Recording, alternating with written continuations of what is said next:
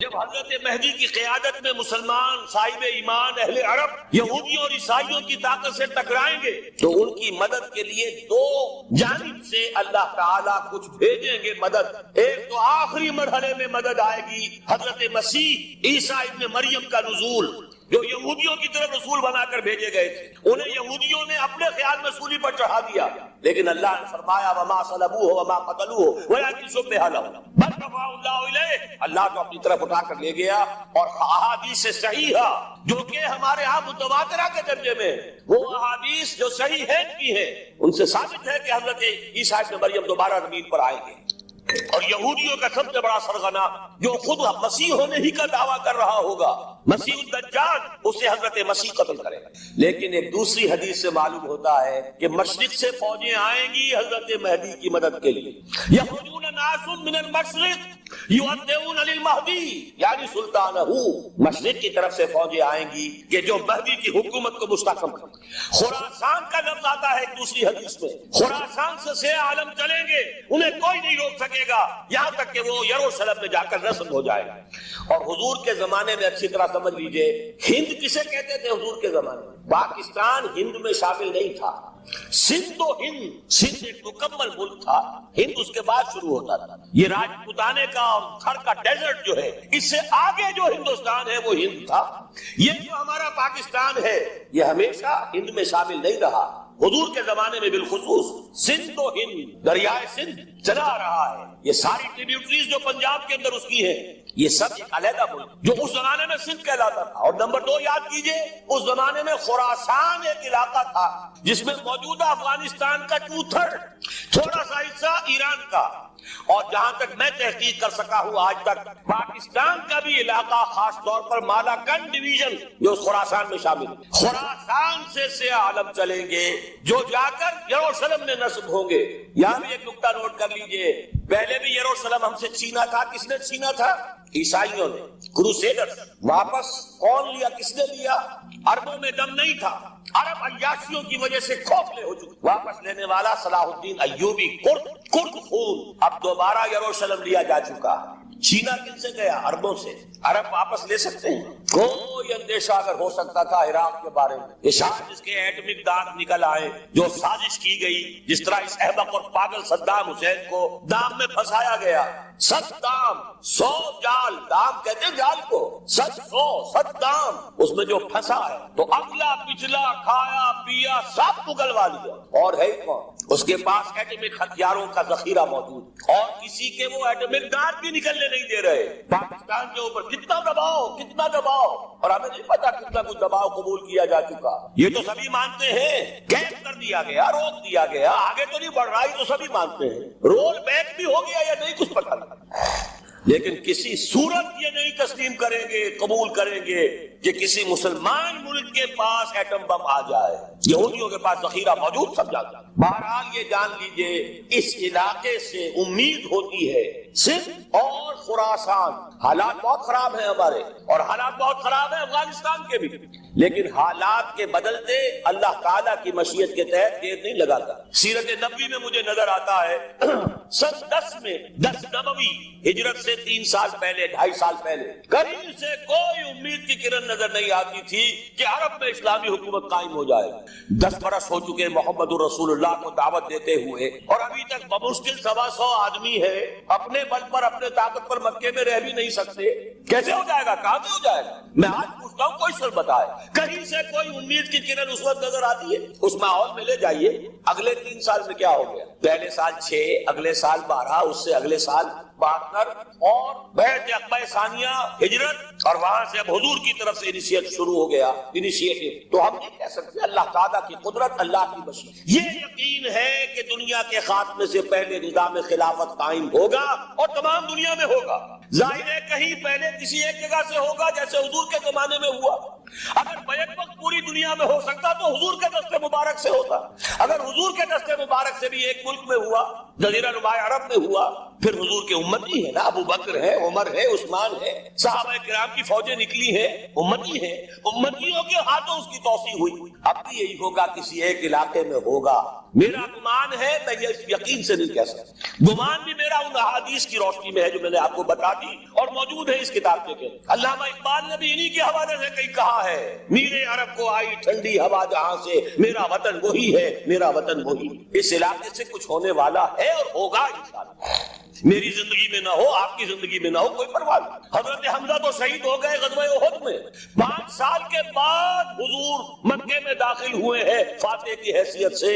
حضرت حمزہ کی نگاہوں نے, ان آنکھوں نے تو نہیں دیکھا, عالم ارواح میں اللہ نے کیا مشاہدہ کرایا ہوگا انہیں, وہ تو ہمیں معلوم نہیں. 5 صحابہ شہید کر دیے گئے مکے ہی میں, بہت بڑی کامیابی. اپنی جان لگا دیں, اپنے آپ کو کھپا دیں, اپنے آپ کو مٹا دیں. جس طرح روڑی کوٹ کر بنیادوں میں بھر دی جاتی ہے, ہماری ہڈیوں کا چورا بنا کر اور ہمارے خون کے اندر اسے گوندھ کر اگر وہاں ڈال دیا جائے, اس سے بڑی سعادت کوئی. اس پر تعمیر ہو خلافت علی منہاج النبوۃ, ہم اس کی بنیاد میں دفن ہو جائے, یہی بہت بڑی سعادت ہے. لیکن یہ ہوگا, میں نے عرض کیا تھا کہ یقین ہے مجھے کہ ہوگا, اور ہر صاحب ایمان کو یقین ہونا چاہیے کہ ہوگا. باقی یہ کہ یہ آثار ہیں اور احادیث بھی ہے, اور 400 برس کی تاریخ بھی بتاتی ہے کہ یہیں سے ہوگا. 1000 برس تک سارے مجددین امت عالم عرب میں پیدا ہوئے. 11ویں صدی کا مجدد اعظم شیخ احمد سرہندی کہاں دفن ہے؟ سرہند, ہندوستان. 12ویں صدی کا مجدد اعظم شاہ ولی اللہ دہلوی کہاں دفن ہے؟ دہلی میں. 13ویں صدی کا مجدد اعظم سید احمد بریلوی, ان کے تو قبر بھی معلوم نہیں, لیکن ان کا خون جذب ہوا دریائے کنہار میں, اور ان کے سینکڑوں ساتھیوں کی لاشیں اس بالاکوٹ کے مقام. 14ویں صدی کے مجدد اعظم شیخ الہند, لیکن ان کے ساتھ ساتھ اتنے اعظم رجال, علامہ اقبال جیسا مفکر, مولانا مودودی جیسا مصنف, مولانا الیاس جیسا مبلغ. کہیں اور ہمیں دکھا دیجئے آپ. میں کل کہیں عرض کر رہا تھا, دیکھیے پہلے جو 1000 برس تک ہر خیر ہندوستان میں باہر سے آ رہا تھا. معین الدین اجمیری باہر سے آ رہے ہیں, شیخ علی حجویری باہر سے آ رہے ہیں, سندھ میں جتنے اولیاء دفن ہیں سب کے سب باہر سے, ایران سے چلے آ رہے ہیں. لیکن جیسے ہی 11ویں صدی شروع ہوئی, ریورس ہو گیا آرڈر. اب سلسلہ مجددیہ نقش بندیہ اب ہندوستان سے نکل کر پھیل رہا ہے. پورا افغانستان, پورا ترکستان, تمام یہ ترک ریاستیں جو آزاد ہوئی ہیں ابھی USSR کے خاتمے کے بعد, یہاں تک کہ سائپرس, جزیرہ قبرص, پورا ترکی جو اب بھی ہے موجودہ ترکی, سلسلہ مجددیہ نقش بندیہ کہاں سے چلا؟ ہندوستان. پھیل گیا پورے عالمستان. مفکر, علماء دین کا اور تمام علوم دینی کا مجدد شاہ ولی اللہ دہلوی, خالص ترین جہاد فی سبیل اللہ دور صحابہ کے بعد جماعت مجاہدین جا کے شہادت نوش کیا, سینکڑوں ہمارے مجاہدین. پھر 14ویں صدی میں اقبال جیسا مفکر, مودودی جیسا, دوبارہ دوہرا رہا ہوں, مصنف, مولانا الیاس جیسا مبلغ, مجھے تو کہیں نظر نہیں آتا. تمام مسلمان ممالک آزاد ہوئے, کہیں اسلام کا نام نہیں لگا, نہ سرکاروں نے نعرہ لگایا, نہ کہیں کسی اور نے نعرہ لگایا. عربوں نے بھی عرب نیشنلزم کا نعرہ لگایا, اسلام کا نعرہ نہیں. تحریک پاکستان نے نعرہ لگا, پاکستان کا مطلب کیا؟ لا الہ الا اللہ. صبح کر چکا ہوں, تحریک خلافت پوری دنیا میں کہیں نہیں, صرف بر عظیم پاک و ہند میں. اور کیسی تحریک خلافت کہ ہندو شریک ہوئے, گاندھی شامل ہوا, پورے ہندوستان کو جس نے گجا دیا.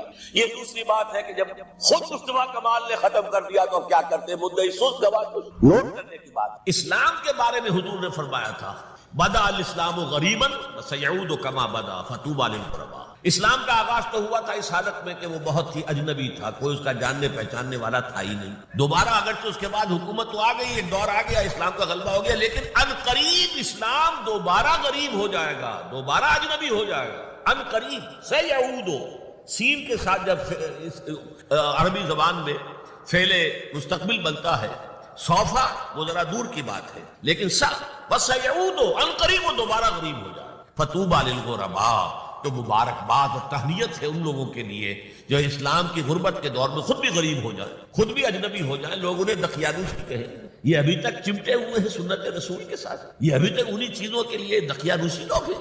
یہ سارے فقرے ان پر شست کیے جائیں, وہ برداشت کریں, لیکن یہ کہ اسلام کا دامن حاصل ہو. لیکن اسلام کا عروج خلافت راشدہ, اور وہیں سے زوال شروع ہو گیا. 1400 برس مسلسل زوال کے, اسلام کو دوبارہ عروج حاصل نہیں، حال ہی کے وہ 2 اشعار 100% اپلیکیبل ہے۔ پستی کا کوئی حد سے گزر نہ دیکھے، اسلام کا گر کر نہ ابھر نہ دیکھے، مانے نہ کبھی کہ مد ہے ہر جزر کے بعد دریا کا ہمارے جو اترنا دے۔ اسلام کا تو عروج پھر نہیں آیا، پھر وہ خلافت راشدہ تو آج تک قائم نہیں ہوئی، پھر ایک مکمل دین نظام کی حیثیت سے تو دنیا میں کہیں نہیں ہے۔ ہاں مسلمانوں کی بڑی بڑی شتوت شوکت، ان کا دبدبا، ان کا روب، ان کی حکومت نہیں ہے۔ اس میں یہ ہے کہ 2 عروج آ چکے ہیں، 2 زوال آ چکے ہیں۔ مسلمانوں کا پہلا عروج تھا اسلام اور مسلمانوں کا ساتھ ساتھ، حضور کا دور، خلافت راشدہ، یہاں اسلام اور مسلمان ساتھ ساتھ جا رہے ہیں۔ اس کے بعد اسلام کا تو زوال شروع ہو گیا، مسلمانوں کا عروج جاری رہا، دور بنو امیہ اور اس کی فتوحات، دور بنو عباس اور اس کی فتوحات، روح ارضی کی عظیم ترین سلطنت بنو عباس کی، تہذیب، تمدن، علوم، فنون، علم، روشنی، پھر ادھر سے بنو امیہ کا ختم ہوا، چراغ گل ہوا، تو ادھر چراغ جو ہے امیہ کا روشن ہو گیا، اسپین کے اندر، ہسپانیہ میں۔ یہ سارا دور عربوں کا عروج جاری ہے، مسلمانوں کا عروج جاری ہے، اگرچہ اسلام کا زوال خلافت راشدہ کے ساتھ ہی شروع ہو۔ پھر ایک وقت آیا کہ مسلمانوں کا بھی زوال آیا۔ پہلے کروسیڈرز نے آ کر پٹائی کی اور بہت پٹائی کی۔ 1099 میں یروشلم جو فتح کیا انہوں نے، تو جس قدر کچھ تو خون کیا ہے، جتنا قتل عام کیا ہے، خود جو یورپین مورخین ہیں وہ بھی شرماتے ہیں اس کا ذکر۔ سارا میڈیٹرینین کا علاقہ انہوں نے فتح کر لیا تھا اور تہس نہس کر دیا۔ خیر اس کو تو 88 برس کے بعد صلاح الدین ایوبی رحمۃ اللہ علیہ نے واپس لے لیا، لیکن پھر اگلی صدی میں جو طوفان آیا ہے تاتاریوں کا، کروڑوں مسلمان قتل ہوئے، کروڑوں۔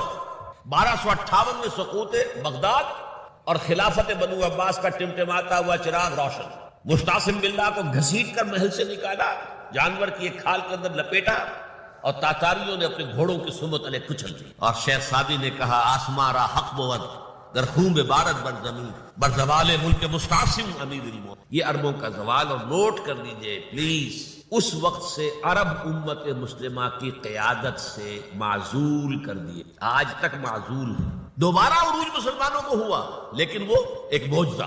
جن تاتاریوں نے کروڑوں کو مارا تھا مسلمانوں کو، وہی ایمان لیا، انہوں نے مسلمانوں کو کانکر کیا تھا، اسلام نے انہیں کانکر کر لیا ہے۔ آیا فتنہ تاتار کے افسانے سے، پاسباں مل گئے کعبے کو صنم خانے سے۔ اب یہ تاتاری ہورس تھے، ٹرکس، انہیں قیادت ملی عالم اسلام کی۔ ترکان تیموری ہندوستان میں، ترکان صفوی ایران میں، ترکان سلجوقی مڈل ایسٹ میں، ترکان عثمانی کا تو کہنا ہی کیا ہے۔ ایشیا مائنر سے شروع ہو کر پھر یہ کہ 3 بر اعظموں پر سلطنت روما کی طرح کی ایک عظیم سلطنت قائم کی ہے، دی گریٹ آٹومان امپائر، اور خلافت بھی انہیں منتقل ہو گئی۔ یہ جو دوسرا عروج تھا یہ ترکوں کی زیر قیادت تھا، عربوں کے نہیں، لیکن پھر اس کا بھی زوال آ گیا۔ اس کا زوال آیا یورپین کولونیلزم کے ہاتھوں۔ آغاز ہوا 1492 میں، سقوط غرناطہ، فال آف گرناڈا۔ اس کے بعد 1498 میں round the Cape of Good Hope, راستہ تلاش کر لیا واسکو ڈی گاما نے، اور یہ سیلاب جو ہے کولونیل سیلاب آ گیا، ہندوستان، جزائر شرق الہند، یہ سارا آج کا انڈونیشیا، ملائیشیا، ہندوستان، یہ سب کے سب جو ہے فتح ہوتے چلے گئے، جس کا کلائمیکس تھا اس صدی کے، پچھلی صدی کے آغاز میں۔ اب 21ویں صدی ہے، 20ویں صدی کے آغاز میں پہلی جنگ عظیم کے بعد تمام عالم اسلام یورپی حکومتوں کے زیر لگی۔ تو یہ نوٹ کر لیجئے کہ ان 1400 سالوں میں امت مسلمہ کا ایک عروج، پھر ایک زوال، پھر ایک عروج، پھر ایک زوال، لیکن اسلام ایک ہی عروج تھا، اس کے بعد سے مسلسل زوال۔ آرا کو ظاہر کرنے کا شوق نہیں، بلکہ یہ کہ اپنی ذمہ داری ہم پہچانے کہ ہم کس مقام پر کھڑے۔ دیکھیے اس پاکستان کے بارے میں یا ہندوستان کے بارے میں علامہ اقبال نے کہا تھا اپنے ترانہ ملی میں، میرے عرب کو آئی ٹھنڈی ہوا جہاں سے، میرا وطن وہی ہے، میرا وطن وہی۔ اور مجھے بتایا گیا کہ سنن ابی داؤد میں یہ روایت موجود ہے کہ حضور نے فرمایا کہ ہندوستان کی طرف سے مجھے ٹھنڈی ہوا آتی، اگرچہ مجھے وہ حدیث ابھی نہیں ملی، لیکن حزب التحریر کا ایک کارڈ مجھے ملا تھا، تو اس میں اس حدیث کا اور اس میں ابن داؤد، ابو داؤد کی روایت کا حوالہ موجود۔ لیکن میں جو چیز آپ کو بتا چکا ہوں وہ یہ کہ الف ثانی کا پورا تجدیدی کارنامہ اس ہندوستان کی سرزمین میں ہوا۔ مجدد الف ثانی شیخ احمد سرندی، شاہ ولی اللہ دہلوی، سید احمد بریلوی، وہ تو ہمارے پاکستان میں آ کر جو ہے ان کا خون جذب ہوا ارض پاکستان۔ پھر شیخ الہند مولانا محمود حسن۔ تحریک خلافت چلی تو صرف ہندوستان میں چلی اور کہیں نہیں چلی۔ آزادی کی تحریک چلی پوری دنیا میں، وہ نیشنلزم کی بنیاد پر چلی، ملے نیشنلزم، عرب نیشنلزم، ٹرک نیشنلزم. ہمارے ہاں چلی تو اسلام کے نام پر پاکستان کا مطلب کیا؟ لا الہ الا اللہ. پھر پاکستان قائم ہوا معجزے کے طور پر، بلکہ نازل ہوا ہے لیلۃ القدر میں. انا انزلناہ فی لیلۃ القدر، جیسے قرآن نازل ہوا لیلۃ القدر میں، یہ پاکستان بھی نازل ہوا لیلۃ القدر میں. اس کا برقرار رہنا ابھی تک معجزہ ہے. ہندو یہ سمجھتا تھا، کانگریس سمجھتی تھی کہ جھٹپٹ ختم ہو جائے گا. پھر یہ کہ اس کا قرارداد مقاصد کا پاس ہو جانا، مزید بھی اور اضافی دفعات دستور میں آ جانا، اب کمرشل انٹرسٹ کو ربا قرار دے کر حرام قرار دینا، یہ سارے لینڈ مارکس ہیں کہ جو اشارہ کر رہے ہیں کسی کی طرف معاملہ کدھر جا رہا ہے. پھر یہ کہ یہ جو 14ویں صدی کے مجدد تھے شیخ الہند، اس کے بعد سے کچھ ایسی شخصیتیں عظیم پیدا ہوئی ہیں ہند میں، جن کو میں سمجھتا ہوں کہ 14ویں صدی کے مجدد اور 15ویں صدی کے مجدد کے درمیان یہ 15ویں صدی کے مجدد کی راہ کو سیدھا کرنے والے، جیسے کہ حضرت یحییٰ نے کہا تھا میں تو آنے والے کا راستہ سیدھا کر رہا ہوں حضرت عیسیٰ کے لیے، ایسے ہی 15ویں صدی کے لیے امام مہدی کے لیے راستہ صاف کرنے والے سب سے پہلے علامہ اقبال، جنہوں نے اسلام کا تصور دین کی حیثیت سے دوبارہ زندہ کیا ہے، ورنہ اسلام ایک مذہب کی شکل اختیار کر چکا تھا. پھر مولانا مودودی، مولانا ابوالکلام آزاد حکومت الہیہ کے نعرے کے ساتھ میدان میں آئے. یہ اقبال نے جو تصور پیش کیا تھا اس پر عملی جدوجہد کے لیے حزب اللہ قائم ہوئی. نوٹ کر لیجیے 11 برس کا فرق ہے عمر کا علامہ اقبال کے اور ابوالکلام کے، اور 1913 میں جب حزب اللہ قائم کی ہے اس وقت علامہ اقبال کی ملی شاعری اپنے عروج کو پہنچ چکی. پھر یہ کہ علامہ اقبال کے بعد تعمیل جو ہے اس کام کی وہ ابوالکلام نے کی، لیکن روایتی علماء کی شدید مخالفت کی وجہ سے وہ بدل ہو کر چھوڑ گئے، کانگریس میں شامل ہو گئے، بساط جو ہے حزب اللہ کی انہوں نے لپیٹ دی. پھر مولانا مودودی آئے، انہوں نے وہ ڈور جو ہے اس کا سرا تھاما، جماعت اسلامی قائم کی حکومت الہیہ ہی کے قیام کے لیے. اگرچہ میرے نزدیک یہ کہ وہ انتخابی اور ایک قومی سیاست کی ایک جماعت بن کر پاکستان میں جو ہے دلدل میں پھنس گئی ہے، اب ہم اس کی کوشش کر رہے ہیں تنظیم اسلامی اور یہ تحریک خلافت جس کے تحت یہ جلسہ ہو رہا ہے. یہ ساری چیزیں وہ ہیں کہ آپ کو سوائے پاکستان کے اور کہیں نہیں ملے گی. پوری معلوم ہوتا ہے کہ پاکستان کو بہت بڑا رول پلے کرنا ہے اس میں، اور اس کے ساتھ اب جمع کر لیجئے افغانستان کی عمارت افغانستان، اسلامی عمارت افغانستان قائم ہو چکی ہے. یہ پچھلے 20 سالوں میں جو کچھ وہاں ہوتا رہا ہے اس سے پہلے تصور نہیں ہو سکتا تھا. علامہ اقبال کے فرزند بھی دیکھ کر آئے ہیں، تو اگرچہ وہ خود میں سمجھتا ہوں کہ خاصے انہیں آپ لبرل کہیں، آزاد خیال کہیں، لیکن اس درجے متاثر ہو کر آئے تھے کہ انہوں نے یہ کہا افغانستان میں جو میں نے حالات دیکھے ہیں کہ اگر 2-4 اور مسلمان ملکوں کے اندر یہ نظام قائم ہو جائے تو پوری دنیا مسلمان ہو جائے. یہ سب کچھ کیسے ہو رہا ہے؟ یہ آنے والے دور کی جھلکیاں ہیں. Coming events are casting their shadows before. یہ سب بتا رہے ہیں کہ پاکستان افغانستان کو مل کر اس میں کوئی عظیم رول پلے کرنا. اور اس کے ضمن میں اب میں علامہ اقبال کے بارے میں آخری بات کہہ رہا ہوں. علامہ اقبال کے بارے میں عام یہ خیال ہے، انہوں نے اپنے خطبات میں مہدی کا اور نزول مسیح کا، حالانکہ میں کل پڑھ رہا تھا مولانا سید احمد اکبر آبادی رحمۃ اللہ علیہ کا ایک مقالہ ان کا کہ علامہ اقبال نے ابن خلدون کے بارے میں یہ کہا ہے کہ مہدی کا اور نزول عیسیٰ کا دونوں کا انہوں نے انکار کیا ہے، حالانکہ ابن خلدون نے نزول عیسیٰ کا انکار نہیں کیا، صرف مہدی کا انکار کیا ہے. بہرحال علامہ اقبال نے خطبات میں انکار کیا ہے، لیکن یہ کہ اپنی شاعری کے اندر میں چیلنج کرتا ہوں کسی بڑے سے بڑے اقبال شناس کو، ان کا یہ شعر ذرا سنیے. خضر وقت از خلوت دشت حجاز آید برون، کارواں زی وادی دور و دراز آید برون. خضر وقت، امام وقت، رہنمائے وقت، قائد وقت، خلوت دشت حجاز، حجاز کی صحرا کی کسی خلوت گزینی سے نکل کر باہر آئیں گے. میں حیران ہوتا ہوں علامہ کے اس فکر پر اور اس مصرے پر. یہاں انہوں نے شیعہ اور سنی دونوں کے کانسیپٹ جمع کر دی. شیعہ کا کانسیپٹ یہ چھپے ہوئے کسی غار میں وہاں سے برآمد ہوں گے، اور ہمارا کانسیپٹ میں ام سلمہ رضی اللہ تعالیٰ عنہ کی حدیث سنا چکا، چھپے ہوئے ہوں گے وہ وہاں پر، مدینے سے نکل کر آ کر مکے میں چھپ جائیں گے. اس خانہ جنگی کی حالت میں لوگ ان کی طرف دیکھ رہے ہوں گے، سوچتے ہوں گے انہیں میدان میں آنا چاہیے، کوئی پارٹ پلے کرنا چاہیے، امت کی رہنمائی کرنی چاہیے، لیکن وہ چھپیں گے، وہ کارے ہوں گے، وہ اس ذمہ داری کو قبول نہیں کرنا چاہیں گے، جا کے چھپ جائیں گے مکے میں. وہاں سے مکے والے انہیں نکالیں گے، اور وہ کارے ہوں گے، انہیں بالکل یہ پسند نہیں ہوگا کہ یہ ذمہ داری اٹھائیں. تو خضر وقت از خلوت دشت حجاز آیت بروں، کارواں زی وادی دور و دراز آیت بروں. کارواں جو چلے گا ان کی مدد کے لیے اس وادی دور و دراز، اس